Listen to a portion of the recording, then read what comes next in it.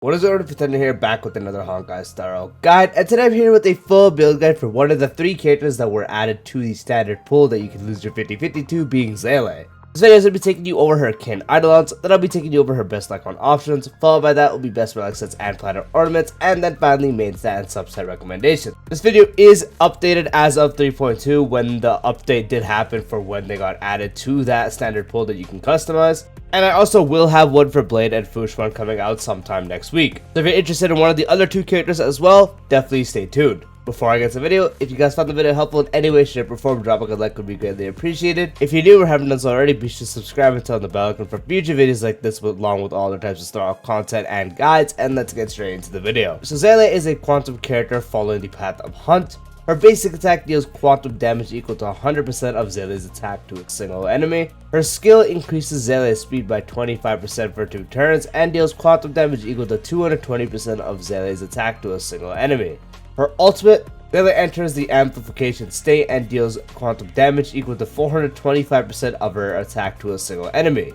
Her talent enters the amplification state upon defeating an enemy with basic attack, skill, or ultimate and receives an extra turn. While in amplification state, the damage of Seele's attacks increases by 80% for 1 turn. Enemies defeated in the extra turn provided by Resurgence will not trigger another Resurgence. The technique: after using a technique, Seele gains stealth for 20 seconds. While stealth is active, Seele cannot be detected by enemies, and when entering battle by attacking enemies, Seele will immediately enter the amplification state. For her bonus traces, her A2, when current HP percentage is 50% or lower, reduces the chance of getting attacked by enemies. Her A4, while Seele is in the amplification state, her quantum res pen increases by 20%. At her A6, after using basic attack, Seele's next action advances by 20%. Or her Eidolons, her E1, when dealing damage to an enemy whose HP percentage is 80% or lower, crit rate increases by 15%. Her E2, the speed boost effect of Seele's skill can stack up to 2 times. Her E4, Seele regenerates 15 energy when she defeats an enemy.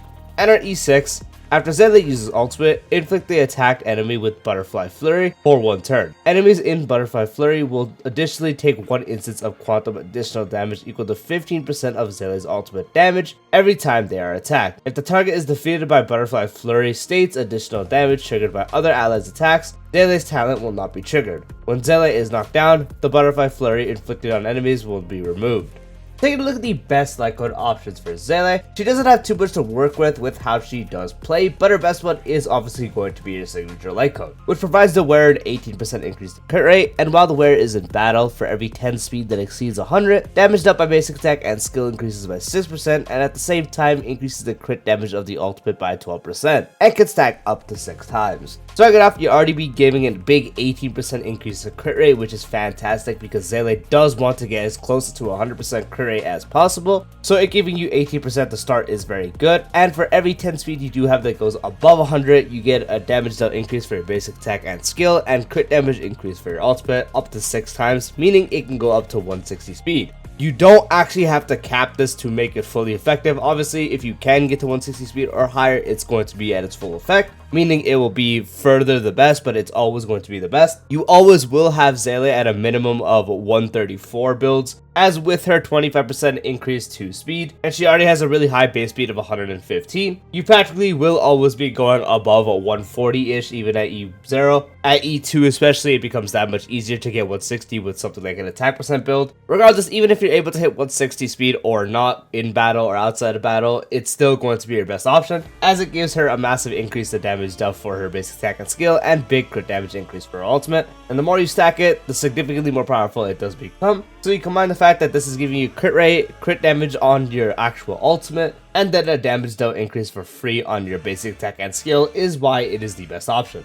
Another really good option is the free-to-play Herder Shop Lightcone, which provides the wearer an 8% increase to crit rate and increases crit rate against enemies who have HP percentage 50% or less by an extra 8%. When the wearer defeats an enemy, they get a 20% increase to attack for 2 turns, and at S5 it becomes 16% for both crit rate percentages increase and 40% attack for when you do defeat an enemy. So a free 16% crit rate right off the bat is almost as much as the signature, but actually becomes even more when you do attack someone that has 50% or less HP, up to a massive massive increase of 32% crit rate, which is going to be the best amount of crit rate you would be getting from a Lightcone. On top of that, Seele's playstyle will have you actively defeating smaller enemies to proc a Resurgence, so you practically, on a proper playstyle Seele, will always have this 40% attack active, and attack on Seele is still going to be really good. So up to a potential increase of 32% crit rate and also a free 40% damage practically throughout the battle is why this is another great option to use. Another situationally good option you can use is Swordplay, which for every time the wearer hits the same target, damage zone increases by 8%, stacking up to 5 times and will be dispelled when the wearer changes targets. And at S5 it becomes 16%. The reason I say situationally is just because Seele will often change targets because you are constantly killing enemies on the sides.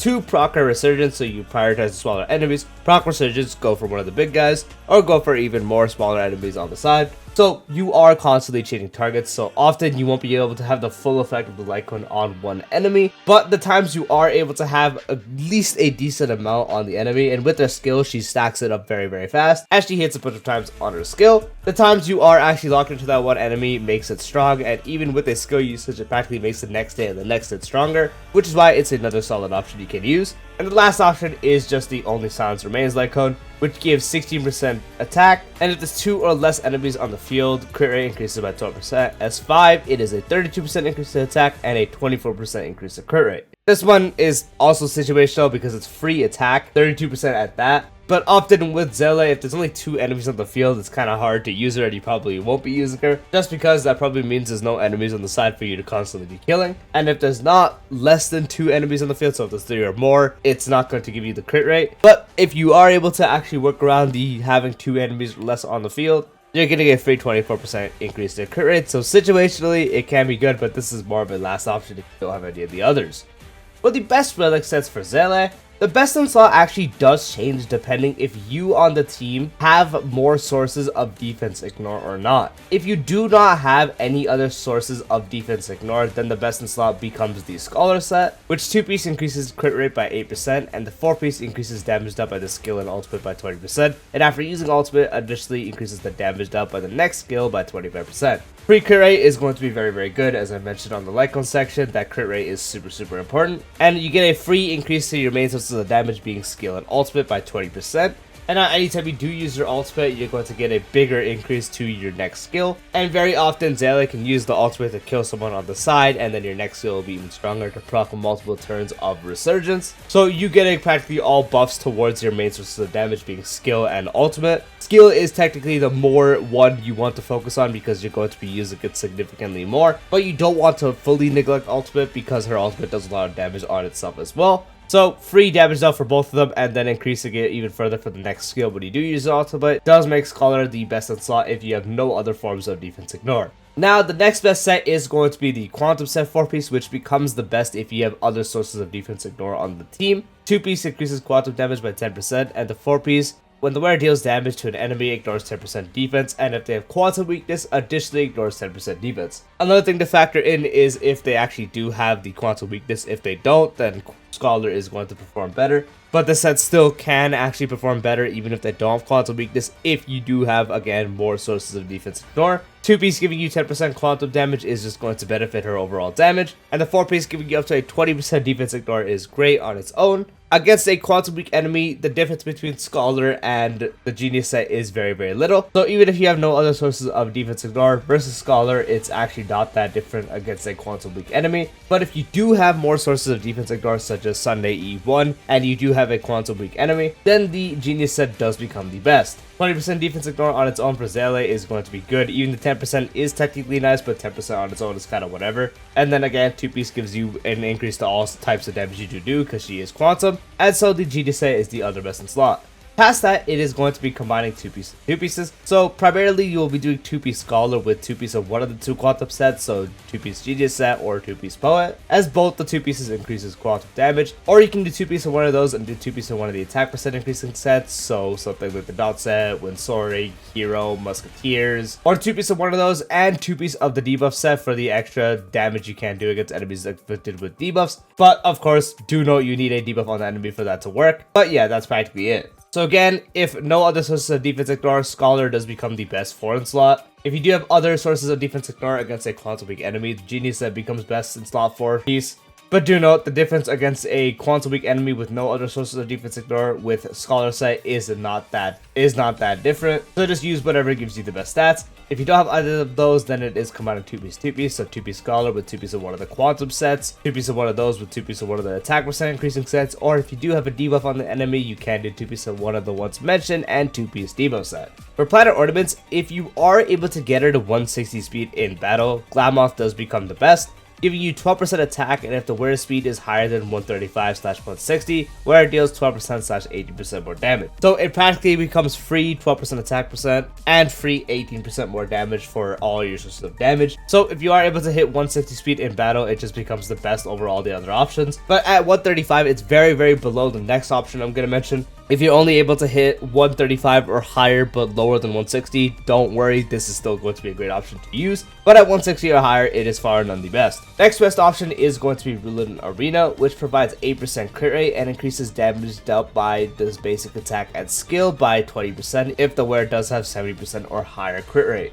So free actual crit rate, and then a free increase to damage dealt by basic attack and skill, because you practically always want to have 70% or higher crit rate. This also does account for being in battle, so if you maybe have a 60-ish% and then you have Sunday buff and it takes you up to 80 plus, then that counts. And then becomes free damage for your basic attack, which you still can use technically, as it does give you an action advance in her bonus trace. So in those cases, you actually are going to use basic attack sometimes, and then skill is the main source of damage, getting a free 20% increase through that damage as well. Makes it just free damage you are getting with some crit rate on top of that, so it is another great option. Last option is kind of just running Space Seele Station, practically giving you a free 24% attack increase because Seele will always have above 120 speed in battle, no matter of the build you are doing. But this is significantly weaker than the other two options, so definitely aim to replace this as fast as possible. But if you do have good pieces laying around until you farm one of the other sets, then you can still use it. For the main stats on the relics, for the body, you want to add crit rate or crit damage corresponding to which one you need more. For the feet, you can primarily do attack percent because she gives herself so much speed, and if you have E2, that further incentivizes attack percent because you get so much speed. But for some setups that do take you to super high speed lengths, you can run speed boots in that case. So if you want to do stuff where you're hitting 200 plus speed in battle with other sources of action advance and such, then you can still use speed boots, but attack percent overall will be the better option. For the orb, you want quantum damage, and for the link rope, you want attack percent. For the substats, it's practically your generic DPS rolls. You want to get crit rate, crit damage, attack percent, and also speed. If you are actually doing a speed setup, then you want to focus on speed as well, just to make sure you hit the breakpoints you want to hit. So if you're aiming to actually hit something like 200 speed in battle, if you don't have the E2, then you want to account for getting as much speed to actually hit that 200% in battle. If you have E2, it becomes even easier. So if you are doing a speed setup, then you want to focus on getting the speed rolls to let you hit that setup. But overall, it's just going to be focusing on crit rate, crit damage, and attack percent. You want to focus on mainly crit rate just to get it closest to 100% as possible, because Seele with not 100% crit rate, if she does miss a crit, it is so devastating, especially on something like the ultimate. So getting closest to 100% crit rate is going to be very recommended. More crit damage will further increase the damage she does do when she crits, and then attack percent will increase her overall damage. And yep, that is the video. That is the full build guide for Seele.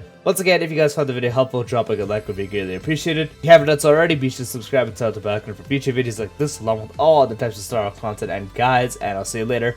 Peace out.